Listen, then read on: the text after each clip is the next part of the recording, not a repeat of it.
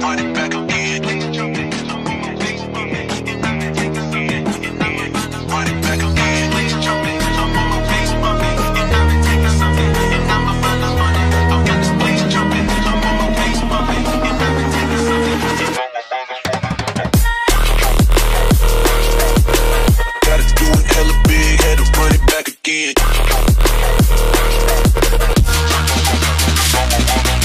Stop. Gotta do it hella big, had to run it back again.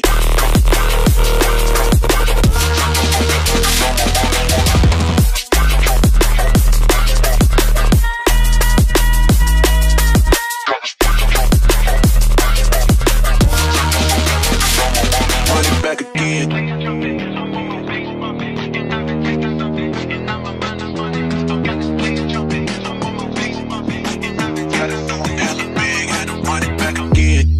Light it up, represent, gotta do it hella big, had to run it back again. Light it up, represent, had to do it hella big, had to run it back again.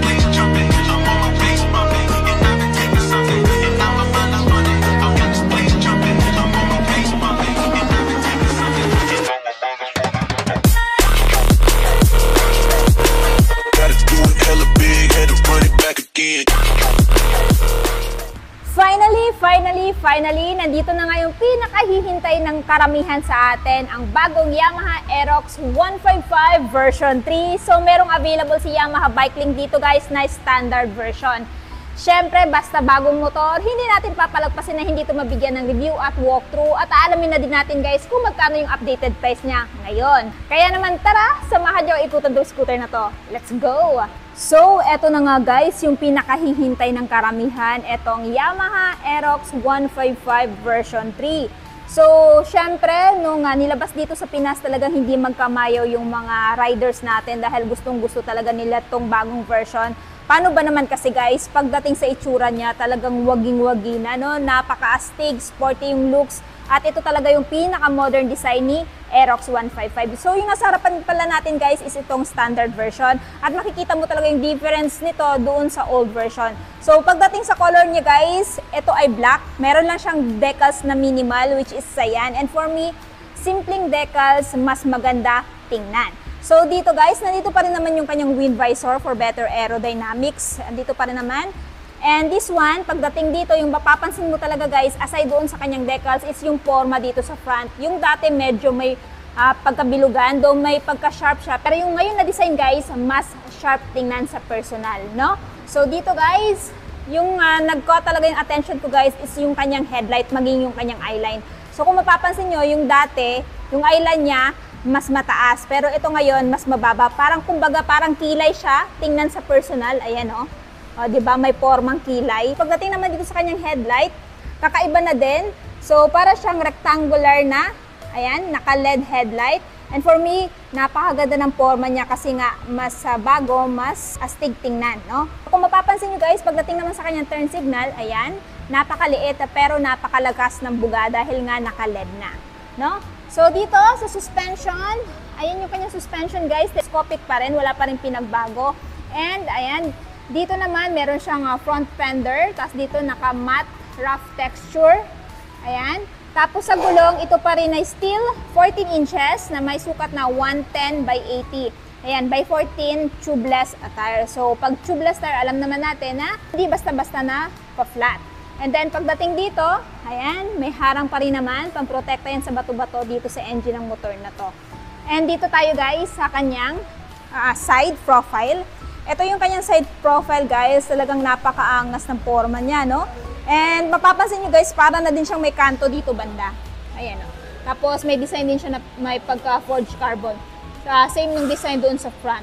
And sa decals naman, ayan o, napaka-minimalist lang, simple tingnan pero napaka-astig. No? Yung lining na yan. Tapos dito, ito pa rin yung kanyang VVA, Variable Valve Actuation, which gives you torque in low speed and power in high speed. So, pagdating naman dito sa kanyang footboard, guys, ganun pa rin naman, naka-upright sitting position kayo dito. Hindi ka kagaya nung kay NMAX na meron kayong option for cruising style. Pero kahit ganun pa man, yung binibigay nitong mga scooter na to ay comfort pa rin during your long ride. So, dito muna tayo guys sa kanyang instrument panel, of course, yung kakaiba sa instrument panel niya kumpara dun sa old version is para na siyang nakalabas. Kasi yung dati is talagang flat lang yung dito na dashboard niya. Pero ngayon, ayan guys, nag-upgrade siya.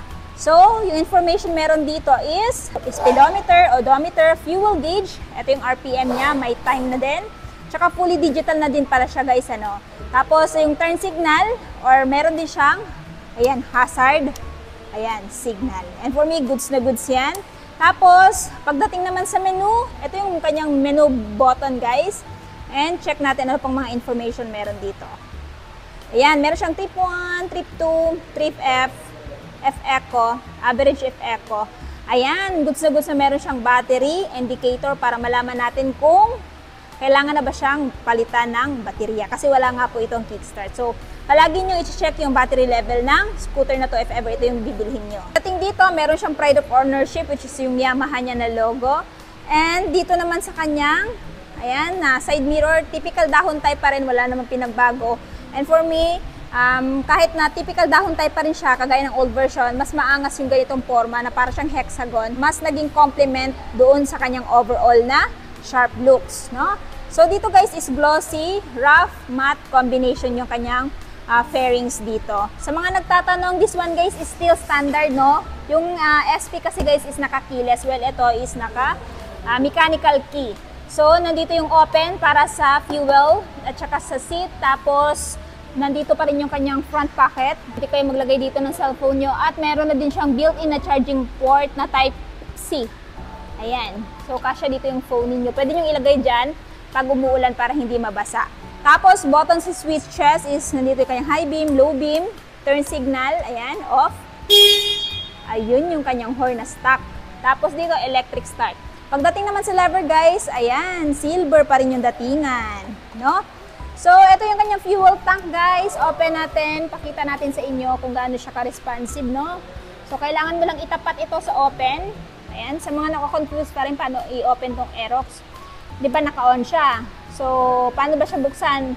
Bubuksan mo lang siya, itatapat mo lang yung key sa open, tsaka mo bubuksan ang fuel. Ayan. Tadaan! Oh, ganun lang kasimple guys. So, yung kanyang fuel tank, ayan, pati yung kanyang average fuel consumption. Pagdating sa seat, ganun pa rin naman guys. Meron siyang generous seat cushion na, ayan, naka-single tone, rough yung texture, naka-stitches. So, basta naka-stitches guys, alam natin na premium yan. Ayos! And then, pansin ko lang din yung foot peg ng angkas. Ayan, ganun pa rin naman yung style niya. Pero parang may abang dito. Pwede kang, ayan, pwede mo ilagay yung paa mo dito or else pwede mo nang ipatong dito. O, diba? So, naka-rough yan guys para anti-slip. No? Tapos, para siyang mayroong design din dito, no? Na pinalapad na honeycomb. Ayos! So, again, liquid cooled pa rin siya at yung decals niya extended hanggang dito sa tail. So, pansin ko lang din, no? Hindi pa rin siya nilagyan ng grab bar. Pero for me, mas maganda walang grab bar para mas astig tingnan. Pero meron naman kayong hawakan dito pag magse-center stand. Ayan, o. Ayan yung hawakan, guys. Pag magse-center stand kayo. Ayos! So, ngayon, i-check naman natin yung underseat niya, guys. Still, tatapat mo pa rin sa open tapos saka mo pipindutin yung seat para mabukas. So, ito yung seat niya. O, diba? Ganda ng seat. So, itong seat niya, guys, is napakalaki na. No, kasya dito, raincoats, papers ng motor, helmet, check natin. So, ito yung malawak niya na underseat. I-check natin kung kasya ang full face helmet ni Yamaha. No? Ayan. Uy, kasya. Kasya ang full face helmet, guys. No? Ay. Wait lang. Check natin.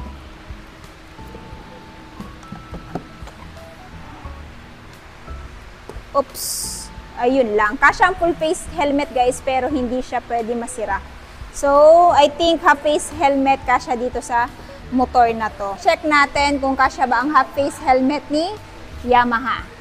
Ayan. So, ito yung half face helmet para kay Fazio guys. Ayan. Check natin. Hindi pa rin. Ayaw. Ayaw.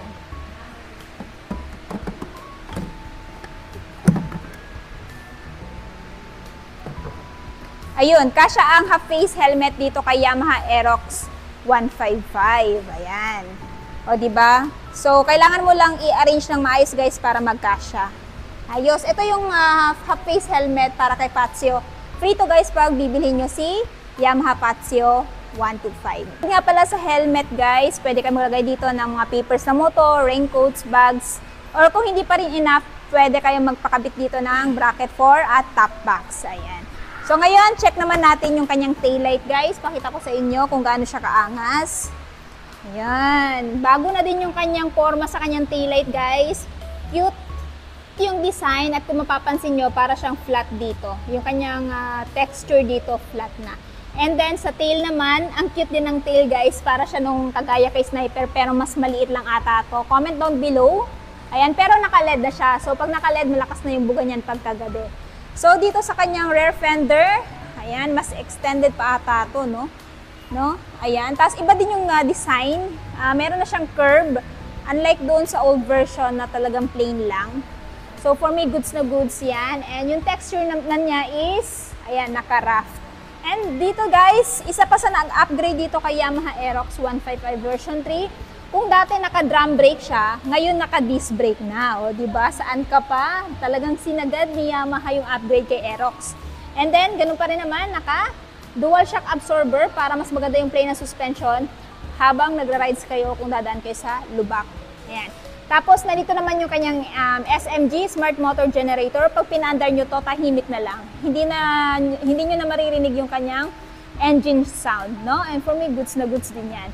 Sa kanyang tambucho, same pa rin ang design kagaya ng dati. May heat guard pang protekta sa legs mo or sa legs ng angkas ninyo.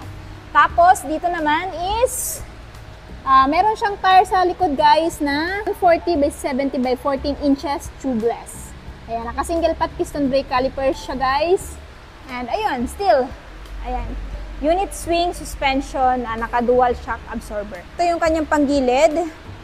Ayan. Siyempre yung belt drive niya, center stand, and of course yung side stand niya, ayan, meron pa rin siyang kill switch.